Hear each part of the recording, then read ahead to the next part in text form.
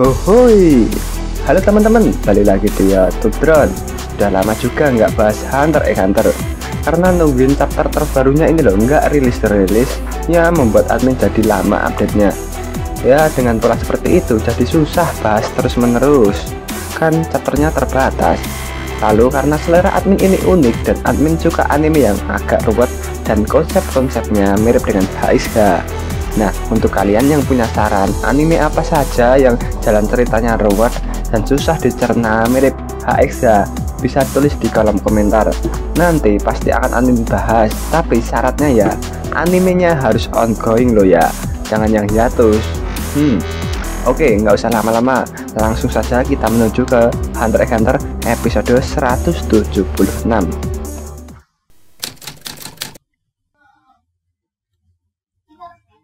Di episode sebelumnya, Theta yang terkena dampak kutukan karena mencoba menghabisi Pangeran Serenik dibawa oleh Salakov ke kamar untuk istirahat. Dan di episode kali ini, Theta termenung dan masih saja tak percaya yang padahal dia sudah menembak kepala Pangeran Serenik tepat di depannya sampai darah Pangeran Serenik bercucuran dari kepalanya. Theta terus memikirkan kejadian tersebut dan tak percaya kejadian yang dilihat itu hanyalah sebuah ilusi saja.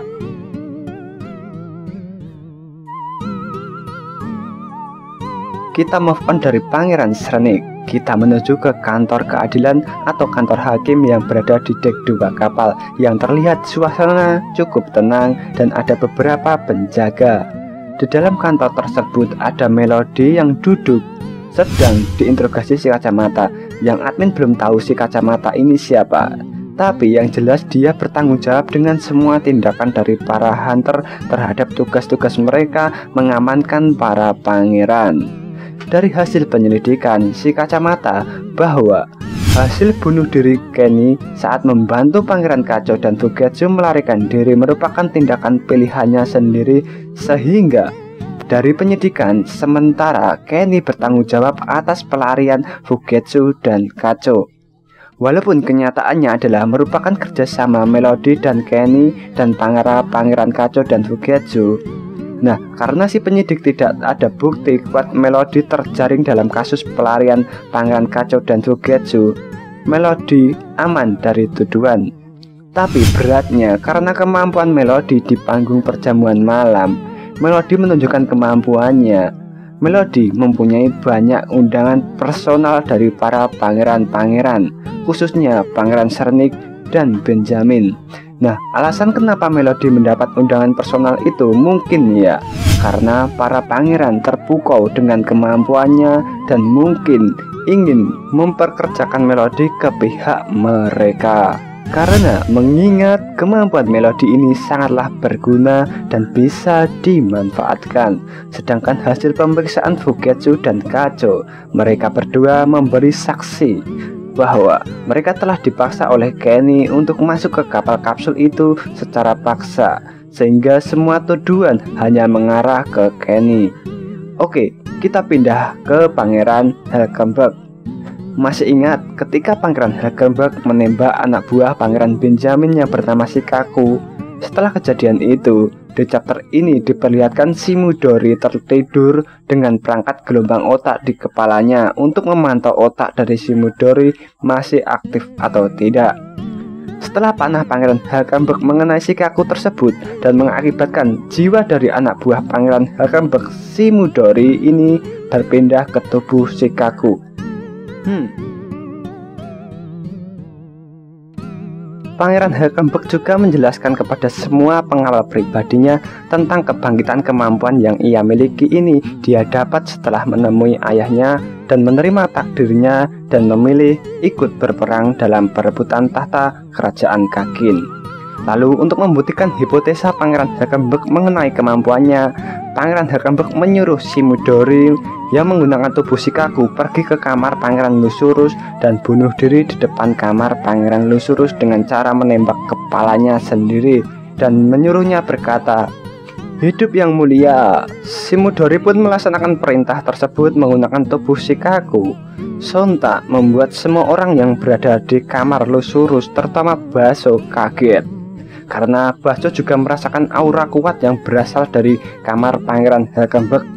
Dengan kejadian bunuh diri Shikaku ini, nampaknya Pangeran Hagenbeck ingin mengadu domba antara Pangeran Lusurus dan Benjamin. Tapi sayangnya Pangeran Benjamin tak sebodoh dugaan Hagenbeck. Benjamin menyadari bahwa bunuh diri Shikaku ada kaitannya dengan kemampuan Pangeran Hagenbeck. Karena sejak awal Shikaku ini ditugaskan oleh Pangeran Benjamin untuk memata-matai Pangeran Hagenbeck. Lalu Balsamico dan Pangeran Benjamin memanggil Kanjidol dari kamar Lusurus sehingga Kanjidol dapat menceritakan apa yang terjadi pada Shikaku secara detail kepada Balsamico dan Pangeran Benjamin. Oke, kita kembali ke cerita. Setelah beberapa saat menampaknya jiwa Shimodori sudah kembali ke tubuh aslinya. Untuk jaga-jaga, Shimodori diikat oleh Pangeran Hagenbeck dan ditanya nomor ID card dan jabatan anggotanya apakah dia masih ingat atau tidak. Untuk memastikan jiwa Shimodori sudah jelas-jelas kembali ke tubuhnya. Dari kamar 1008 kita pindah ke kamar 1014. Di kelas belajar Nen Kurapika, Kurapika dan Bill merasakan aura kuat yang muncul. Bill menebak bahwa aura kuat yang muncul dan menghilang itu adalah berasal dari kamar Pangeran ke-9, 7, atau 5. Kurapika menduga bahwa aura kuat ini loh berasal dari tipe Hoshutsu. Yang nggak tahu tipe Hoshutsu itu loh mirip kemampuan Lerio saat meninju Ayahgon saat di pemilihan ketua Hunter. Udah tahu kan? Ya, pelatihan kelas Nen Kurapika sudah mulai selesai, tinggal 1 minggu lagi. Tapi para peserta pelatihan Nen khawatir apakah pelatihan ini mereka akan berhasil atau tidak. Tapi sebelum selesai kelas pelatihan hari ini, Kurapika menunjukkan metode ramalan air. Kurapika menyiapkan gelas air dan menunjukkan warna air berubah di dalam gelas dan daun yang ada di gelas berputar, yang berarti tipe Nen Kurapika adalah spesialis. Selanjutnya, seperti biasa, Kurapika menjelaskan semua yang dia tahu tentang Nen kepada seluruh peserta pelatihan Nen. Ya, mirip-mirip dengan Pak Wing lah saat melatih Nen pada Gon dan Killua dulu. Tapi bedanya ini versi Kurapika. Lalu Kurapika memilih salah satu pelayan wanita, diketahui namanya adalah Ladiolus, untuk memulai latihan ramalan air dan memujinya karena mampu menghasilkan aura yang cukup untuk mengikuti tes ramalan air. Nah, Babi Mina yang merupakan anggota pengawal Benjamin menyadari strategi Kurapika memilih Ladiolus untuk menunjukkan bahwa bakat Nen tidak terkait dengan gender atau fisik kekuatan, sehingga membuat peserta yang lain berlatih lebih keras. Nah, Kurapika juga menekankan bahwa seseorang tidak boleh mengungkapkan tipe Nen mereka, sehingga mereka akan melakukan tes di balik pintu tertutup dengan hanya Kurapika dan Bill yang boleh melihat hasilnya. Nah, Furikov senang mengetahui bahwa Kurapika adalah seorang spesialis dan bertanya kepada Babi Mina apakah dia ingin bertukar jaga dengan Rihan. Babi Mina menjawab, Rihan fokus pada binatang Nen Tobepa setelah selesai dengan urusan Pangeran Sale-Sale.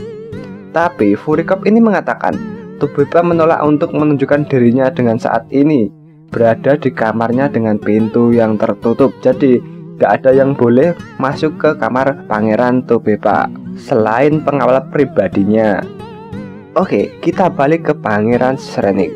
Salkov tidak bisa percaya bahwa Pangeran Srenic ini belajar Nen 4 prinsip utama Nen ini secepat ini.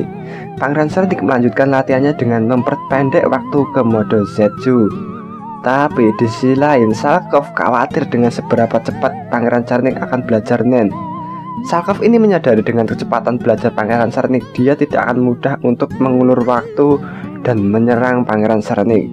Ya, seperti yang dilakukan Theta, seperti itulah. Itulah review Hunter kali ini. Jangan lupa like, share untuk membuat channel ini terus berkembang. Sampai jumpa di video HX selanjutnya. Salam. Ho, ho, iya.